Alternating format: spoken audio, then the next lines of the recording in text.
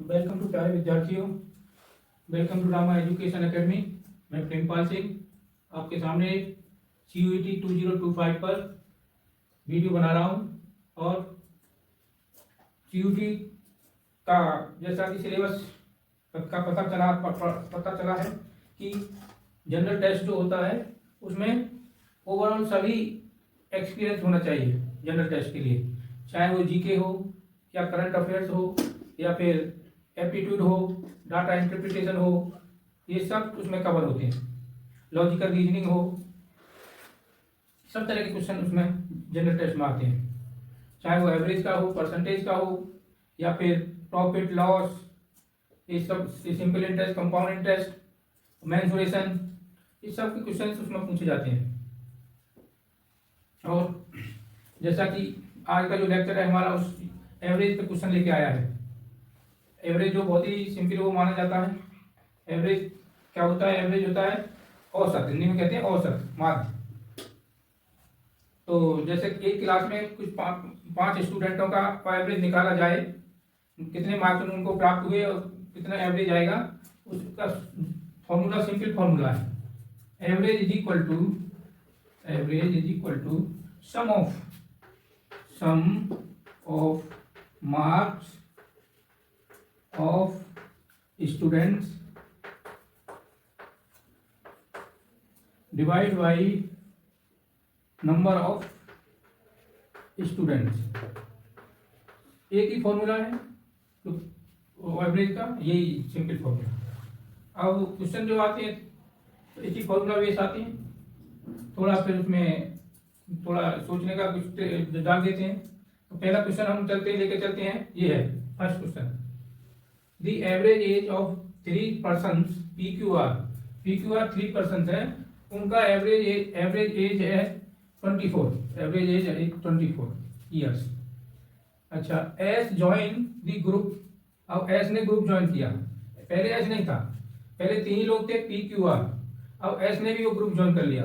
उसके ज्वाइन करने से the average age becomes 30 years, उसके ज्वाइन करने से एवरेज एज बिकम्स 30 ईयर्स। अच्छा, फिर आगे पढ़ो। इफ अनदर पर्सन, एक और person T who is 4 years older than S, जो कि S से 4 साल बड़ा है, वो भी ज्वाइन किया ग्रुप को, then the average age of the 5 person is क्या होगी? Average age of the 5 person क्या होगी? And the age of S क्या होगी?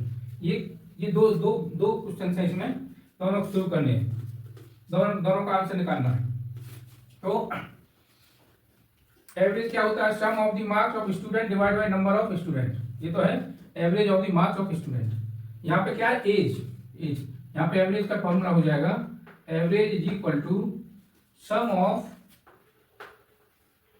Of ages of P Q are.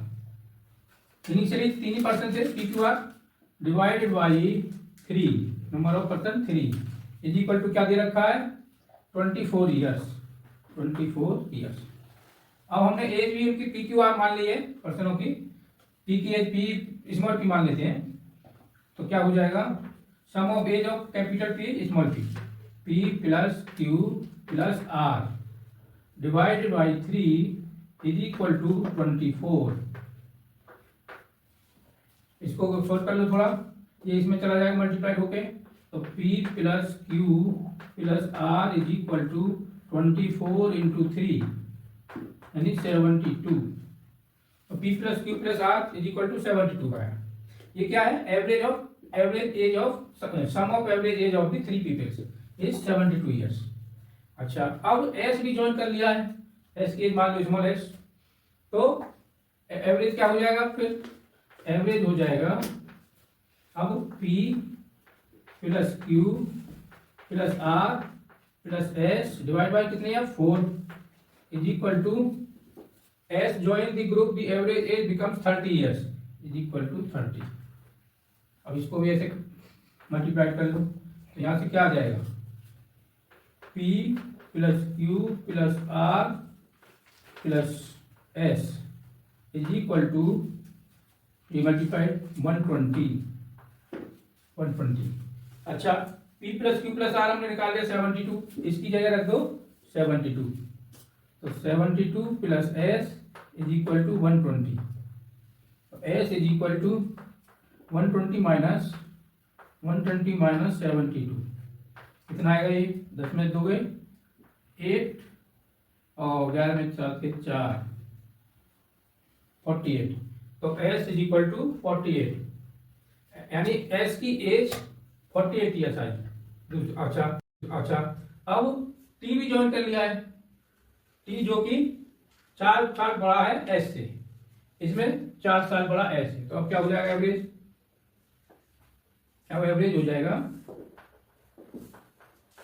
P plus Q plus R plus S plus T divided by 5, इनकी value put कर दो।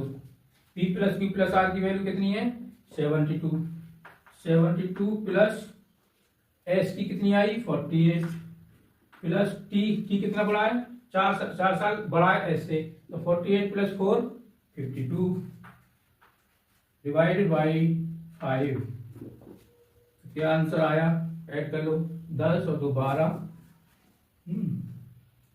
5 और 4 9 और 7 16 और 1 17 बटे 5, 5 तिया 15 और 42 हो गए, 5 के 15 7 में 22, 5 चौक 20, 5 चौक 20, answer this is the answer. 34.4 आ गया एवरेज और 48 आ गया आपका ये एस की एज।